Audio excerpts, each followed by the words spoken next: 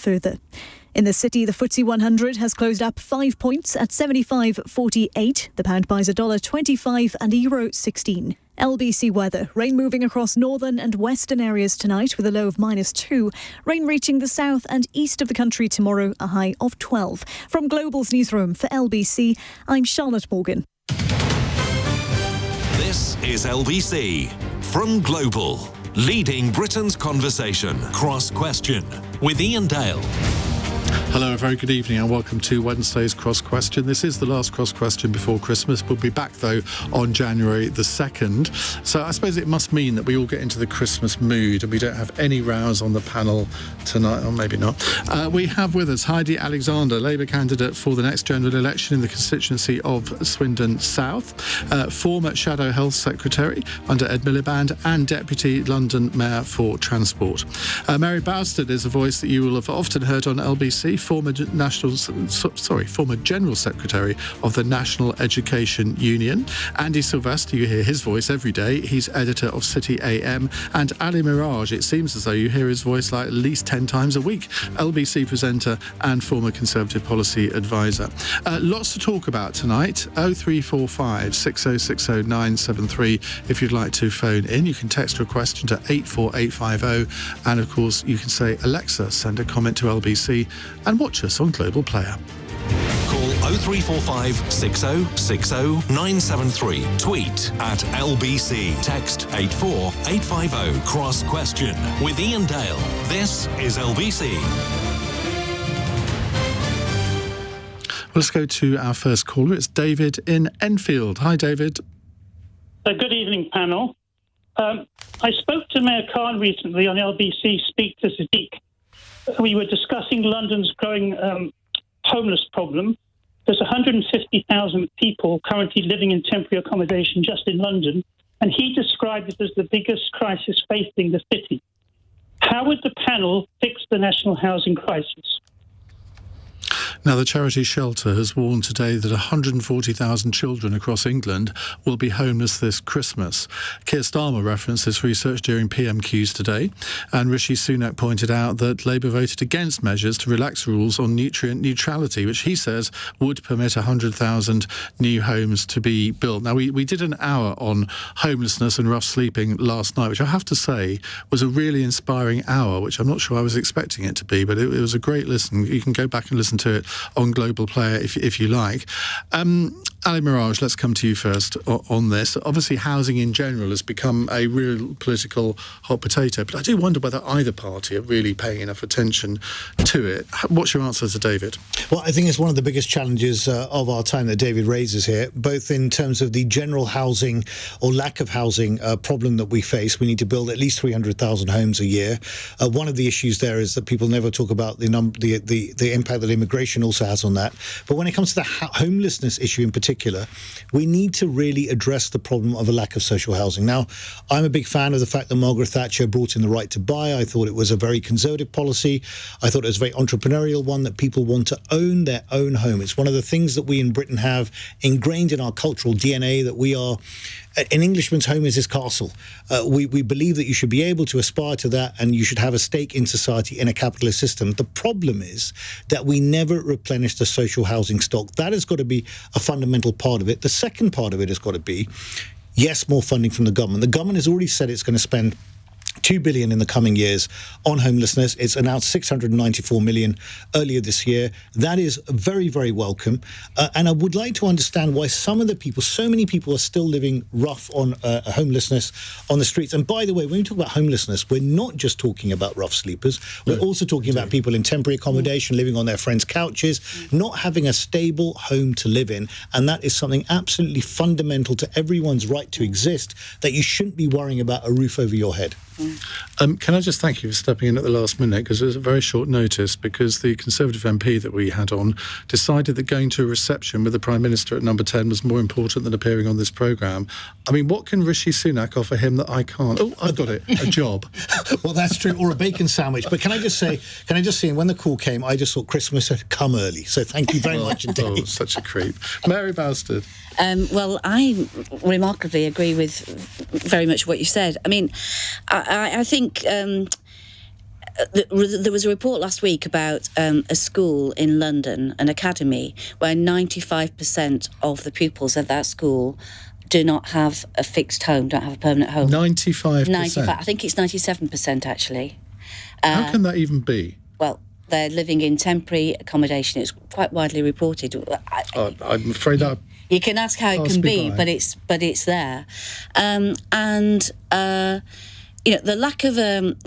one of the things that COVID did was it allowed teachers to look through the lens into children's homes, and what they saw was profoundly shocking. We did some surveys about this, and the conditions in which children are living are far too often completely awful. They don't have a place to work. They're even if they do have a permanent home in Southwark, where I go canvassing for the Labour Party, one of the key things that we raised on must be a hard job. Yeah, well, one of the key things which are raised is, we've got 4 children and we're in 1-bedroom flat, and there's no way of getting out of that. So it's not just homelessness; it's also inadequate, poorly maintained social housing. What I would do, I would do 4 things. Just on that, I'm going to voice what I know. People listening to this programme will now be saying, well, if they're in a 1-bedroom flat, why have they got 4 children? Well, they have got 4 children, and as you know, there could be any number of circumstances in our lives which means we end up in a 1-bedroom flat, and people should just delay judgment and accept that these 4 children, whatever decisions their parents made, they have a right to live in decent accommodation. And the costs of not doing that, the cost of child poverty and child destitution, we will pay back as a society far greater than the cost of providing decent housing. So the question is, what would you do? I'd do 4 things. One is build social housing. I think it's very interesting. I just spent 3 months in France. Paris, now 30% social housing. By 2030, they're looking to get it to 40% and then 50%. Paris is not going to be a capital city where only the rich can live. So build social housing, end no-fault evictions, tax foreign ownership on British housing, and don't do what Michael Gove has said he's going to do today, which is relax the targets for local authorities to build new housing. I mean, I saw that and I thought, what on earth is the logic of that? Yeah. I mean, given the housing crisis at the moment, it slightly beggars belief. Andy Silvester. Is housing the biggest issue facing London? Yeah, I'd say it is now. I speak to CEOs who are voicing more concern about housing, rent, talent, particularly sort of 20-somethings and 30-somethings, looking now to leave the capital to build their lives elsewhere. And they're seeing that as a business issue. They're seeing it as an economic issue. And when you ask them what keeps them up at night, sometimes this does come up in a way that it certainly didn't 5 years ago. At its heart, though, we've got 2 great big problems, right? And you alluded to it there with Michael Gove, which is that housing is a bit like immigration in the sense that you can sit there, and I do regularly, and say more immigration, build more houses. It's just that the impact is felt on a local level predominantly, and local people don't like it, and politically it's very difficult to do. And the Tory party under Boris Johnson had a bit of a go and then got handed a pretty punchy defeat in Chesham and Amersham, and that was the end of planning reform. In London, you've got a slightly different problem, where you've got a planning system that last week Berkeley Homes, who are the biggest developer of private homes in London, said they're pretty much giving up on urban regeneration schemes in the capital for now because it's become too expensive for them to build. And as we know, it isn't like you can't sell houses for a lot of cash right now. So that's just, their costs are creeping up through the various bits of planning documentation they have to go through. So you've got a system where at local level, a local authority, you don't want things built. You've got private companies saying we can't afford to build. So unless someone's willing to be brave enough to break that logjam and say some unpalatable things to the electorate, then I worry we're going to be having this conversation in a year's time. There is, however, an election coming up, so wouldn't it be nice to see some ambition in some manifestos?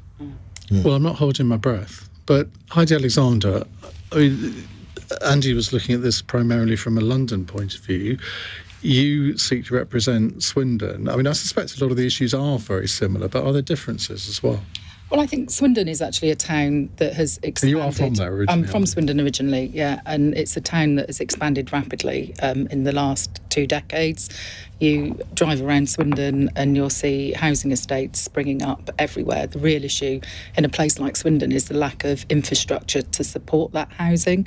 So not enough GP places, not enough schools, not enough leisure facilities, and then that brings with it its own source of frustration for the local community. I was, however... plenty of roundabouts. There are lots of roundabouts. We've even got a magic roundabout in Swindon, which we're very proud of. Not quite so simple to drive over, it has to be said. I was a Member of Parliament in London for 8 years. I represented an area called Lewisham East, and I would say the largest number of people that came to my advice surgeries during that time were people who were living in desperately overcrowded accommodations, sometimes children, as Mary said, being placed in temporary accommodation that was on the other side of London, having to travel on 3 buses to get to school in the morning. And the reason for that was that the local housing allowance that was, in effect, housing benefit provided to people in the private rented sector wasn't sufficient to find homes local in Lewisham, and so you had to move to the outskirts of London, places like Redbridge, places like Dagenham. That's a long way to get to Lewisham in the morning. So I think some of the things that Mary and Ali have said are right.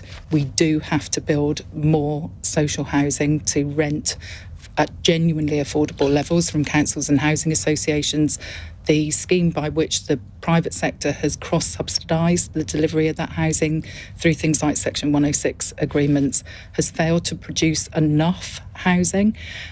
So I do think there's going to have to be some form of direct public subsidy in order to prevent homelessness as well. I think one of the things we haven't talked about as a panel is some of the time rough sleeping in particular comes about as a result of an episode of mental health crisis.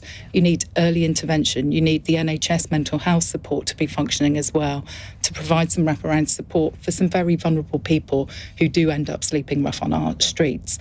But as Ali said, it's not just people who are sleeping rough on the streets. It's also people who are sofa surfing, who are sleeping on friends' settees, etc. So it's a whole range of different elements of the public sector that really need to be changed and to be working better together to prevent this from happening. Yeah. But it seems to me that neither of the two parties have really grasped this issue, and I would have thought that this ought to be, for Labour in particular, a real vote winner. If they try to say, and just take London as an example, there are plenty of brownfield sites in London where you could build quite a lot of social housing. But of course, with interest rates the way that they are, we kind of missed the boat on that, and this should have all been done when interest rates were at 0%, where you could borrow at very, very little cost, and it's much more difficult now. Well, I remember when I was first elected in 2010, standing up in the House of Commons, and one of the first things that the then coalition government did was cut the National Affordable House Building Programme by 63%. I remember standing up in the House of Commons, if you look back through Hansard, and said that.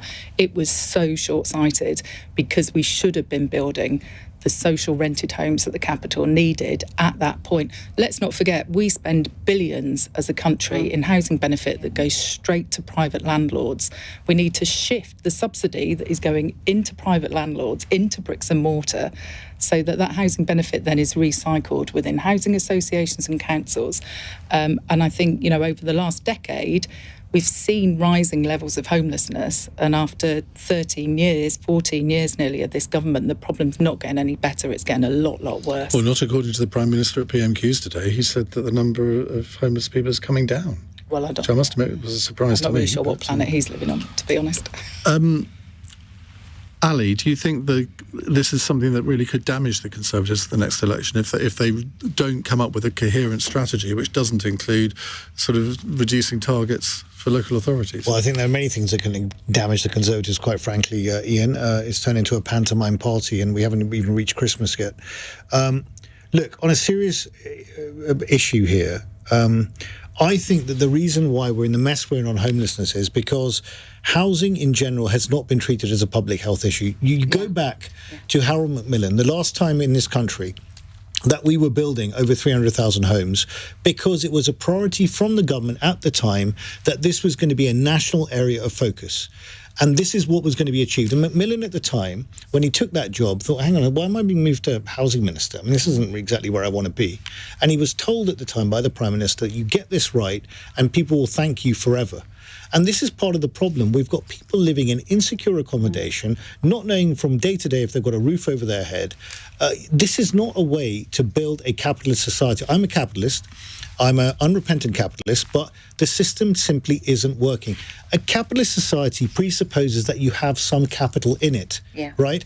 And the most obvious source of that capital is trying to have your own home, a stable roof over your head. So we need to treat this as a public health issue. Now, the Labour Party has said so far that it is going to be more draconian on the targets on councils, and he's absolutely right. Where the rubber hits the road, and look, I also have to declare an interest here. I'm a national vice president of CPRE, the countryside charity. A lot of CPRE members are against house building on the green belt and on green land near their homes, understandably so. But the reason why fundamentally people don't want homes built in their backyard is because their house prices get depressed. Now, we need to look beyond this. No one likes houses in their backyards. We need to build them inventively. These guys want to try and build garden cities. Look at Ebenezer Howard, the garden city movement back years ago. You need to have some vision. So I applaud Labour for that. We'll see what they do if or when they get into government, which looks increasingly likely. But I think we need a real massive national conversation and commitment to get this done. Right. Just really interesting comments there from our panel. We'll have more on a rather different subject in just a moment. It's 17 minutes past 8. LBC.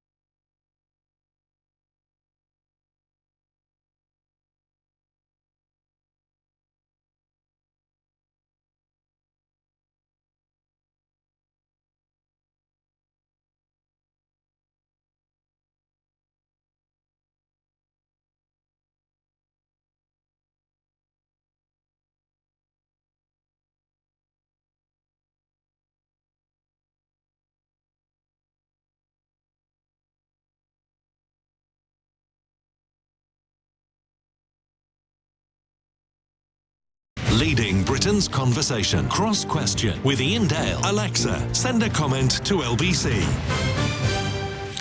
8:20. Heidi Alexander with us, Labour candidate for the next general election in Swindon South.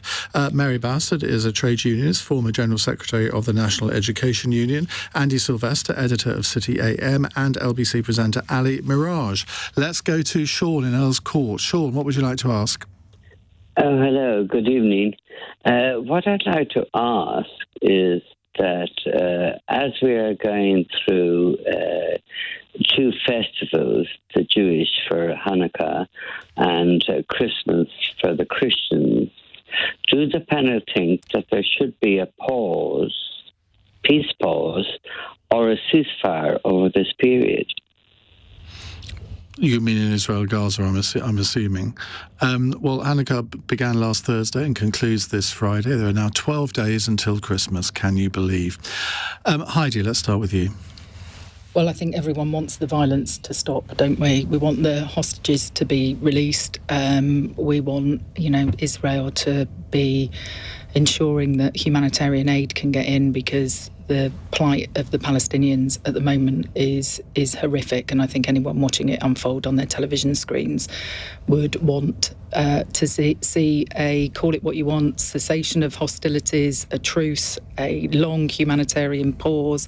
I think some of the time we get caught up in all the language around this, but irrespective of religious holidays or religious occasions, I think we need to find a way to end the hostilities in that part of the world.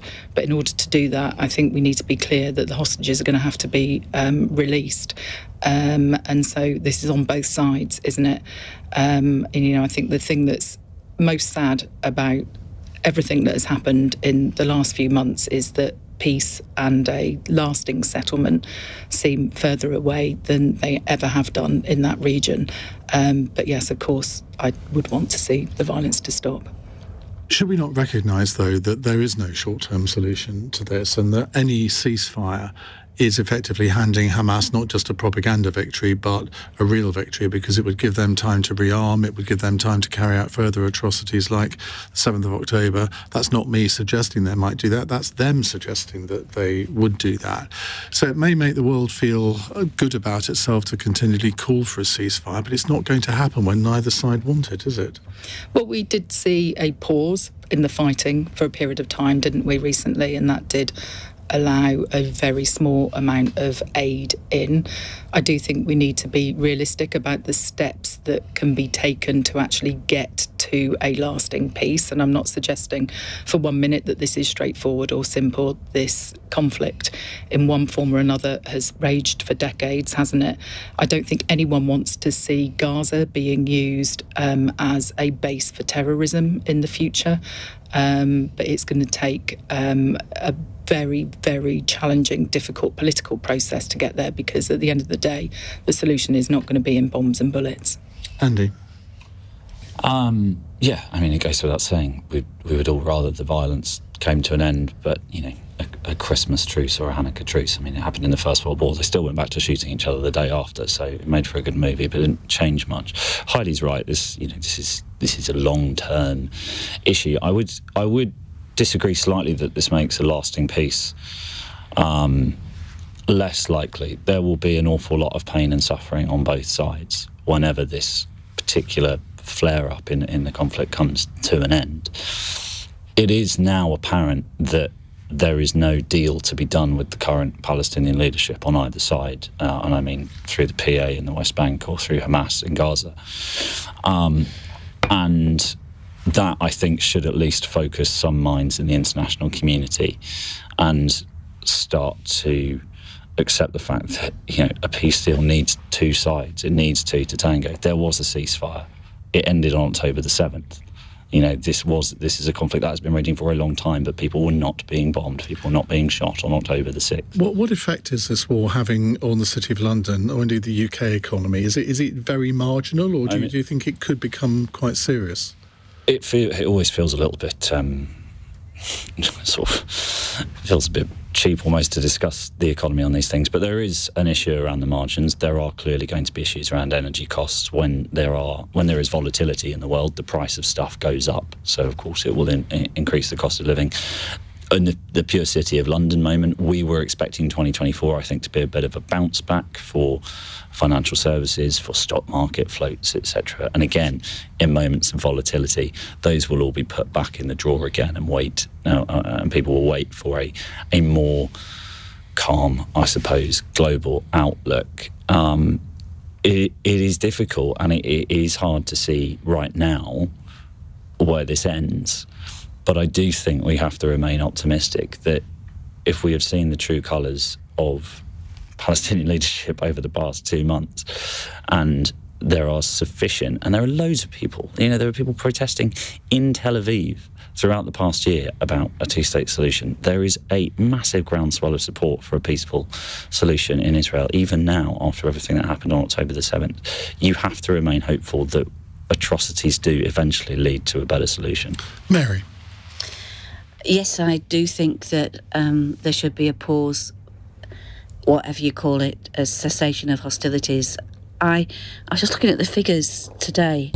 Out of 2.3 million people in Gaza, 1.9 million are displaced. Out of 36 hospitals, 22 are out of action. There's one shower for every 700 people. There's one lavatory for every 150 people. And now there's a danger of disease, in particular diarrhea and jaundice spreading. And Israel has every right to defend itself against the horrendous terror attack of October the 7th. Every right to find those who did it and to bring them to justice, whatever that will be. But that cannot mean that the population of Gaza is a casualty of war and continues to be a casualty of war ad infinitum. And a two-state solution and the negotiations for a two-state solution are very hard. But what surely we have learned is that what has been the status quo for years hitherto, which has been as Israel as a secure state, that has not worked. In the end, this has to be a politically negotiated two-state solution. And the only time you can start negotiating that is when the hostilities cease. But could it be, as one of our callers in the previous hour was suggesting, could it be imposed on Israel and Palestine? I think that the words of Joe Biden, and let's be clear, America provides some munitions for Israel to prosecute the war. And I think Joe Biden's stance over the last 2 days has been interesting. It's a changed stance. And he said that, he feels that Israel is losing support in the world, that Netanyahu needs to change his government. He's very worried about the extreme right-wing elements in Netanyahu's government. And which is quite a big thing for an American president to say, if you think about it. Absolutely. He actually said this is the most conservative government in Israel's history. Those are very big things for Joe Biden to say. And I think the Americans are now putting enormous amounts of pressure on Netanyahu, who, let's be clear, is... he's facing electoral defeat when when this finishes and the coalition collapses, then he will be facing an election. And many Israelis, perhaps the majority of Israelis, we will see, are furious with Netanyahu because they feel that he took his eye off the security ball. So there's lots of things going on here, but none of it's going to get any better unless we can't have 1.9 million people out of 2.3 million people displaced. Look, let's begin. Let's start. Let's not forget where this started. October the 7th, a horrendous, heinous attack on innocent Israelis. 1,200 people killed in the most brutal circumstances. Hamas would have known there would have been a response. They have been completely lacking in any sort of vision or responsibility towards their own people at all. They knew there would be a response, and I'm one of the few people, I can tell you, amongst my Muslim co-religionists who have argued that Israel has a right to defend itself. And I can tell you, I've lost very close friends who've not spoken to me for weeks on this, and frankly, it is what it is. People have very strong views. It's a very emotionally charged issue, but I believe that Israelis and Palestinians have the right to live in peace and security. That was never, ever an unconditional right for Israel to do whatever it wanted in a war. Never. It has to be tempered, it has to be targeted, and it has to be measured. And what you now have is a situation where Israel, having had the moral high ground on October the 7th, is now facing a problem on two fronts. One, there are millions of people around the world that are marching are asking and saying that the killing of 18,000 innocent Palestinian civilians, including thousands of children, is beyond the pale, quite rightly. And you also have a situation where the families of Israeli hostages, of which over 100 are still in captivity, are saying, hang on, Netanyahu, we are not going to sacrifice the lives of our friends and family to save your skin because you're on trial for corruption at the moment in your own country. That's one element. The other element that I find really disturbing in all of this is the fact that under this ongoing battle going on in Gaza, there are extremist settlers in the West Bank under the auspices of the IDF watching this, pushing out Palestinian farmers from their homes. This is a disgrace. Look, I'm prepared to be absolutely unequivocal in my support for the fact that Israel should have a right to respond, but what's happening in the West Bank is wrong. It's just absolutely out of order and wrong, and I want to hear more British Jews speak out about it, just as I, as a British Muslim, have the guts to speak out against a lot of people on my own side who would rather not even talk about Israeli deaths at all. And by the way, while we're at it, Hamas can give up the hostages tomorrow if it wanted to, right? So when people go on because they don't control all of them. Well, when people go on the marches, this is the thing. I'm all in favour of people marching. But people should also be marching for the release of those hostages as well. Yeah, but they're not. That's the problem. That's the problem. That is the problem. Look, this is a disaster. Mary's right. Joe Biden coming out with this statement, this is a departure. It's the first time I've ever seen this kind of language coming out. Israel's losing the moral high ground here badly, and in the meantime, innocent civilians are dying. And by the way, what is the end game for Israel in this? Where's the strategy? Where's Netanyahu's strategy? And you know what worries me? I'll tell you what worries me. Eli Cohen, the defense minister, coming out with nonsense, saying that the land of Gaza is going to be reduced post this exercise. And they're talking now about a buffer zone. This plays directly into the hands of people who say this is all territorial acquisition part of Israel. To be fair, Netanyahu did criticise that comment, but that's about the only time I'll be fair to Benjamin Netanyahu, it has to be said. Right, we'll move on to a different subject in just a few moments' time. It's 8:32. Time for the news headlines on LBC with Charlotte Morgan. Detectives investigating a woman's disappearance in Norwich have told LBC they're working with Lancashire Police, which handled the Nicola Bulley case. Officers say mother of three, Gaynor Lord, who was last seen on Friday, may have entered a river.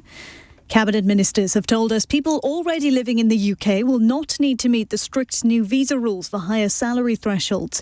Skilled overseas workers and their spouses will now have to earn almost £39,000 to be eligible to move here. And Labour leader Sir Keir Starmer's described Mark Drakeford as a titan of Welsh politics following his resignation. The First Minister will stay in the position until a successor is chosen. LBC weather, rain moving across the north and west tonight with a low of -2. This is LBC.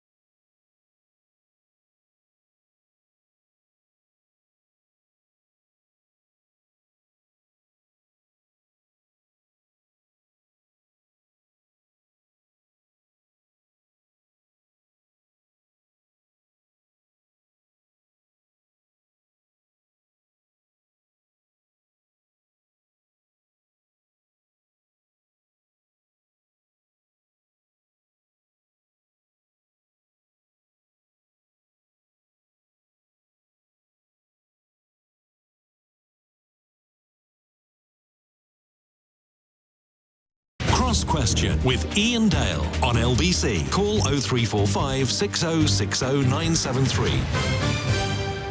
8:36. Heidi, Alexander, Mary Bousted, Andy, Silvester and Ali Miraj with us taking your calls and texts. Robbie's in Chelmsford. Hi, Robbie. Evening all. My question is, with factional battles within the Tory party rising over the Miranda bill, Rishi Sunak's popularity rating plumbing the depths of post-Partygate Boris Johnson, when do you think the general election is going to be? And do you expect Rishi Sunak to be leading the Tories into it?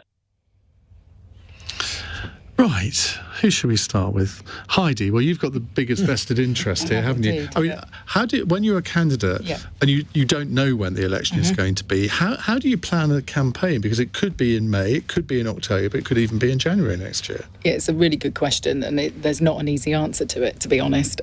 So to answer your caller's question, look, if I had £100 to put on a bet today, I would probably go with the fact that it will be in October of this year still. I think they'll limp on.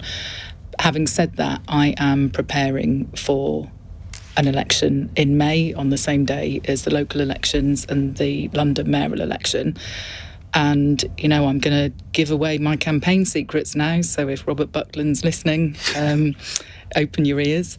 You know, I've got a certain amount of campaign funding that I've raised. I've taken the decision that I will spend it in the next couple of months before the regulated short campaign period starts.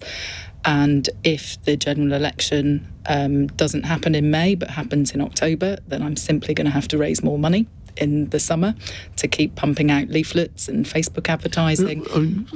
You've been very honest there. Yeah. I mean, what kind of sums are we talking about here in terms of a candidate? Because there are, I mean, okay, once the short campaign starts, there are limits. Is there any limit on what you can spend, like, in the next couple of months? Well, the rules have changed actually slightly, and that's a very complicated technical question, which I'm not going to get into the specifics of answering on air, because it is very complicated about exactly when the general election is called. I mean, within the short campaign period, the Conservatives have just recently put the spending cap up. So now for the 5 weeks before polling day, for my constituency, it's somewhere in the region of £17,000 that can be spent. And so we are talking about thousands of pounds worth of expenditure. Your caller also asked a second part to the question, which was, who do I think is going to be leading the Conservative Party in that general election?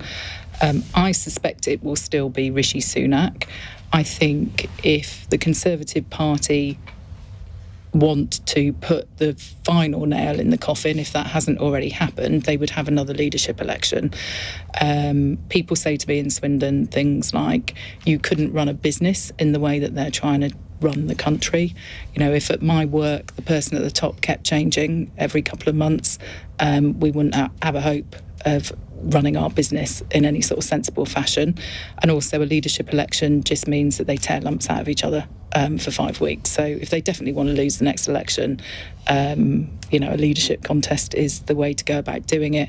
So I think he will limp on. I think he's so weak at the moment. The Rwanda stuff has exposed all of that. But I think there's a little bit of water still to go under the bridge. Ali? Well, you're dealing with a Tory party that's just dysfunctional, disintegrating rapidly and heading towards an electoral defeat. Now, I think Rishi Sunak would like to be Prime Minister for as long as he can be, because whatever you say, despite all the headaches, it's a pretty decent job to have, because you're on the world stage. I mean, you're doing stuff. You can still achieve a lot within a year. I do agree with Heidi. If everything remains equal, it would be October, I would guess. But frankly, I think that if this bill comes to third reading and these rebels, the so-called five-family mafioso ridiculous nonsense that they're continues, if I was Rishi Sunak, I'd call their bluff and I'd say, right, okay, You want to do this? You want to play silly with this bill?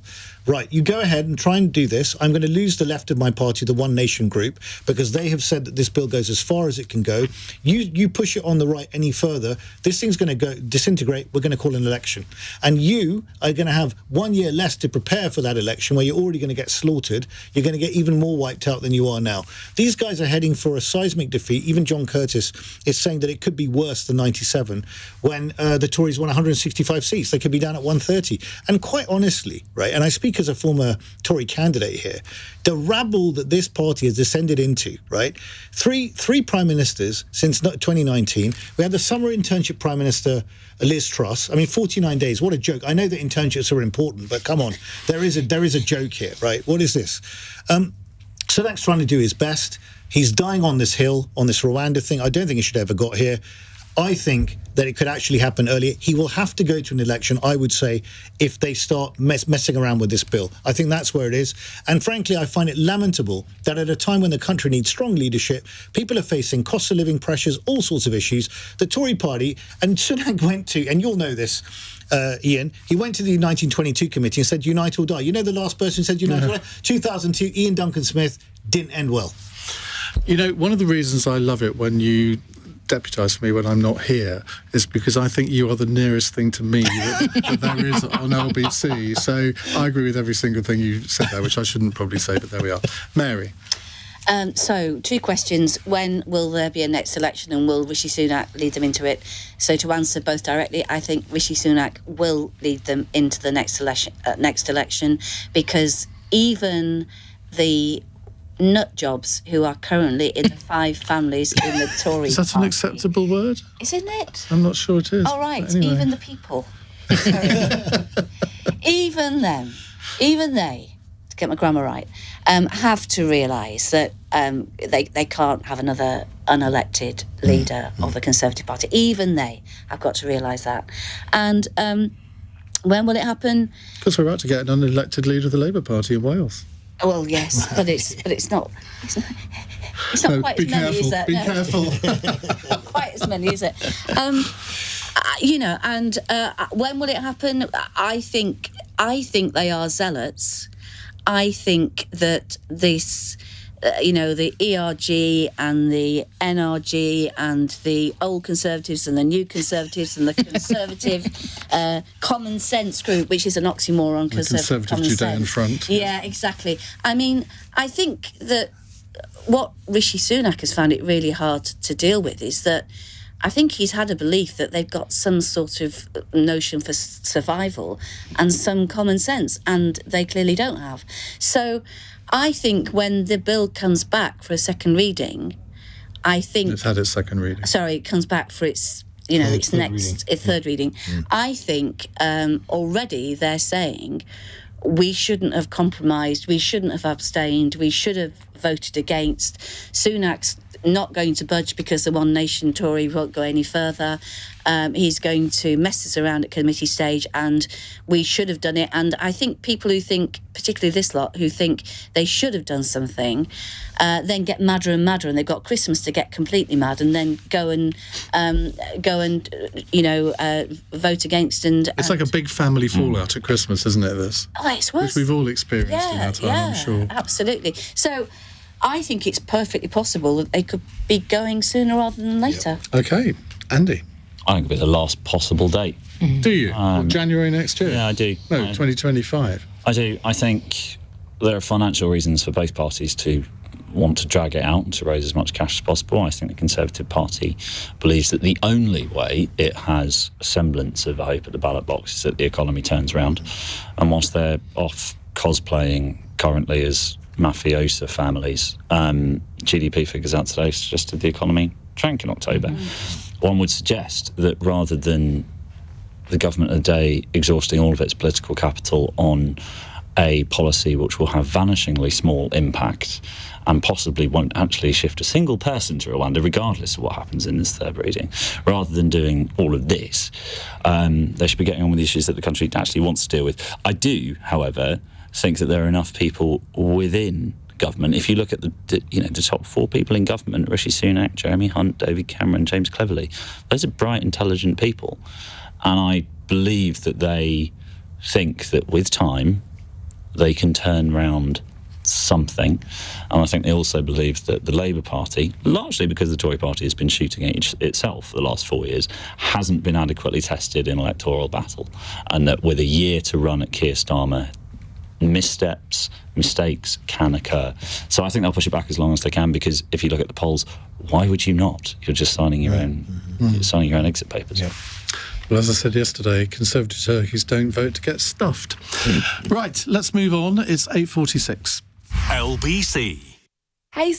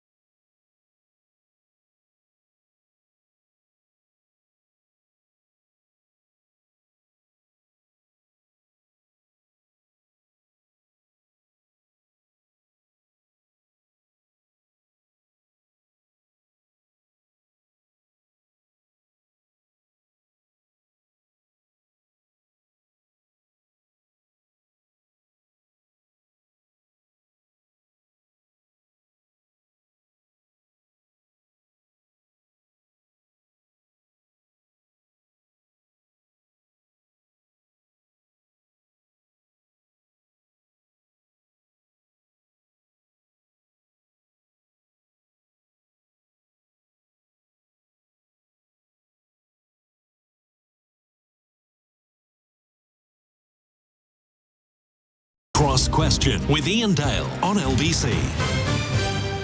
Heidi Alexander, Mary Bousted, Andy Silvester and Ali Miraj with us, taking your calls and questions. A text question here from Terry in Coulsdon. Andy Burnham has shelved plans for a scheme in Manchester like London's ULEZ, saying investing in things like electric buses is better for improving air quality than charging zones like ULEZ are. Is anyone convinced by Sadiq Khan's defence of ULEZ now? Now, the Greater Manchester Mayor has announced plans for a clean air zone, which would include many more electric buses and offer grants to taxi drivers to go electric too. Andy Burnham said today that through this scheme, he can improve air quality faster than if we introduced a clean air zone and without causing hardship to our residents or businesses. Well, as former Deputy Mayor of London for Transport, Heidi Alexander, I mean, Sadiq Khan is going to be on the blower to him tonight. What on earth are you doing? Well, look, all that I know is that when I was at Transport for London and City Hall, we looked at what the evidence was about the emissions reductions that you could bring about if you moved the bus fleet over to zero-emission vehicles. We did a lot of work actually cleaning up the taxi fleet. We gave grants to black cabs to purchase zero-emission vehicles, and in a London context, it would not bring about the same level of overall improvement in air quality. I don't know what the data is in Greater Manchester. Every city's air pollution challenges are going to be of a different order of magnitude, different solutions for different areas. I think that's a reasonable thing to say. But having not looked at the data in Manchester, I can't really comment on it, to be honest. Andy? I don't like regressive taxes as a rule, which of course ULEZ is. It hits people, it hits the poorest hardest by the nature of being a flat fee. What I think is interesting is how much the political temperature on it has cooled since it came into action. I wonder whether we will look at it in 5 years' time, not as a controversial policy, but as something that's just been there forever, and we'll all probably move on with our lives. I think in the London transport space, the amount of time we spend talking about ULEZ politely, because I get that it is annoying for those people who live, just on the borders, etc. We should be spending that time talking about the fact that TfL does not have enough money, and it isn't getting enough money from central government. And without that, we can talk about ULEZ until the cows come home. And I did have a great time last week running a story about somebody blowing one up in Sidcup. Not that I encourage vigilante behaviour, but it was a very funny story. We do need to look at the fact that the arteries of London and TfL, for all the talk about going green, etc., we need to keep the thing running, and that is not necessarily something we can guarantee with the way the funding is at the minute. Mary? I agree with that. I think that ULEZ is the reality in London, and Manchester's a very different city than London. It's a lot smaller. Don't tell them that. Well, it is a lot smaller. I mean, I'm from Bolton myself. Grew up 15 miles from Manchester. It's a very different city. You've lost the accent. Not quite. If you hear my vowel sounds, and if I'm going home for New Year, and it will come back definitely. It's a very different city.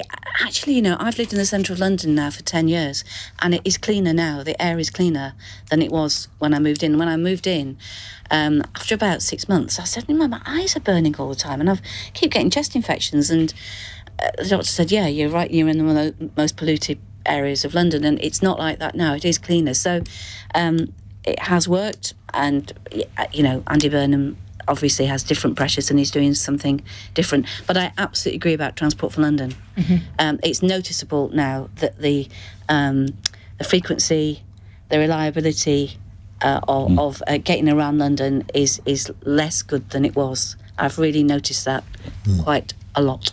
Now, Damien in Ladbroke Grove says, hi Iain, thank you for getting Ali Miraj on tonight's Cross Question. I have to confess that I haven't heard Ali's Sunday show, as I normally listen to LBC News at that time, but I will definitely be tuning into his show next time round, just in case you were wondering why you bothered to come in tonight. That's very kind, thank you. If you can give a short answer to this, we can then fit in a question about Gary Lineker. Okay, I'll be very short. I don't agree with you, Les, for the simple reason that living in Zone 5 and Zone 6, I was brought up in Ruislip. You need your car to get around, get your kids to school, go to work. I now live in Zone 2. I don't use my car at all. I use it once a month to go to the countryside. So I think you need to be bearing that in mind. I think Andy Burnham's right. You need to incentivise people to get out of their cars onto public transport. He's got the right approach. Invest in that and incentivise people to do that rather than penalise people with yet another tax. Right, text question from Brian in Preston. Is it time for the BBC to show Gary Lineker the red card?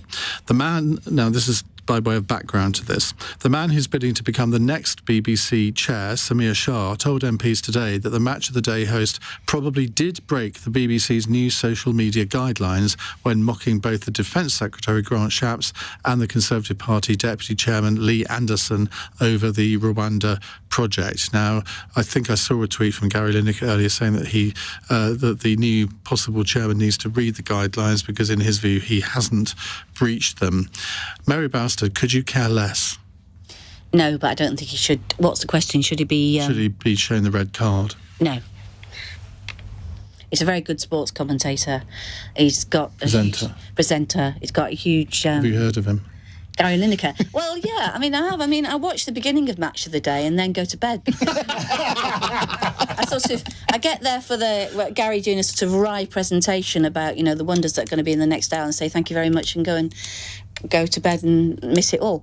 But, yeah, no, I mean, I think that he's a public figure. He's allowed to have views. He feels very strongly about the issue of refugees. Now, you have something in common with Andy because he goes to bed at exactly the same time as you because his team is never featured on Match of the Day. Right. We're on the Football League show. That's where you'll see mighty AFC Wimbledon, who beat Swindon 4-0 at the weekend, as an aside. I find Gary Lineker rows almost as tiresome as I find Gary Lineker. To be frank, I think the whole thing is absurd. He is allowed to have views. He does work for the BBC. He clearly is not a political reporter, is he? He's paid a vast amount of money to deliver a wry presentation about goals that most people have already seen on YouTube. I find the whole thing bizarre, and Match the Day is a now deeply outdated institution, and we would all be better off, well, A, watching the Football League show, because it's where real football is, and B, just moving on from this bizarre, almost perennial row when we haven't got anything else to fill the papers with. But the good thing is about Match of the Day, it does give bald presenters a chance to be pundits, doesn't it? Ali Miraj, I'm sure you would approve of that. I like Match of the Day. I think it's a very great show. I think Gary Lineker should be fired, and I think he should be fired for the simple reason that he just cannot control himself. This whole issue goes back to March when he made the comments about Suella Braverman, who I don't agree with either, by the way. I think some of the stuff she says is ridiculous, but he is a presenter on a public service broadcaster which licence fee payers pay for, and he should not be alienating, in my view, a large part of his audience. Now, if he wants to be an activist, he can go and be an activist. He's got a podcast platform which is very successful. But I don't think he should be allowed to do this. And what it shows me is that Tim Davie, the Director General, has no control over him whatsoever. I'm in favour of free speech, but for me, the line is drawn, and we have free speech on LBC, but all different presenters present their own views and have their own opinions, as do callers. Maybe that's the future for Gary Lineker. But maybe he should He could be the new James O'Brien. Well, he could do so. If he wants to go down that road, I'm sure it would be very good. And he's got lots of support, and I'm all in favour of him doing that. But just not when you're from a public service broadcaster in that way. I don't think it's the right thing to do. Heidi. I just think it's all a bit of a storm in a teacup, to be honest, really. There's quite a few schools there, aren't there? Yeah, I guess so. I mean, I did read an article about this evidence that the new candidate for the next chair of the BBC, his comments today at this, I think it was a select committee hearing, wasn't it? Yeah. And I think he basically said, well, the letter that Gary Lineker signed about refugees probably isn't itself in breach of the BBC guidelines, but this follow-up tweet to Grant Shapps might be, and I just think everyone needs to chill out about it, to be honest. Let's chill. Let's go to our fun question so we can chill a bit more. It's from Hattie in Nottingham. Now, it's the last cross question of the year, so what's your favourite Christmas song to belt out on a night out at a karaoke bar? Christmas song. And we do have quite a little bit of time, so if any of you wish to belt out a verse or two, I would highly encourage it. Ali? Fairy Tale of New York, The Pogues, and not even a house remix, just the original version. Some of you know that I do like DJing in my spare time, but no, that I would not put 125 beats per minute behind it. I think Shane MacGowan's just died. It's an iconic song. I would sing that. And I'm not going to do it now. Mary? Well, I was going to say that, but now that's been taken, I would say The Pretenders. It Must Be Christmas Time. Oh, I don't know that one. It's a good one. It's really brilliant good. one. Very good. I met Chrissie Hynde once in the Saffron Walden record shop. She just walked in and everyone stood there thinking, oh my God, it's Chrissie Hynde. I was about 16 at the time. It's a good song. I like it.